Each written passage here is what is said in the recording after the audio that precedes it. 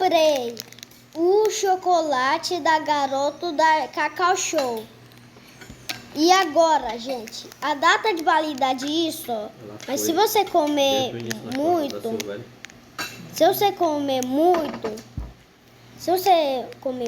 dá diabetes. Agora a gente vai abrir. Como que a gente vai comer ele? Espere que não seja bom. É o nosso segredo. Aqui.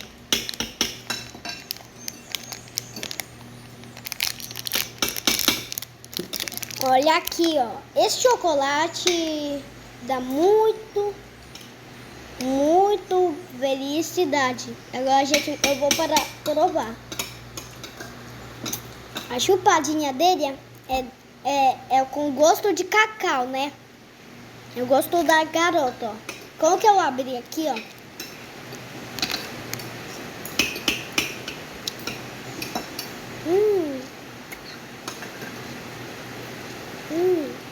Tá gosto bom.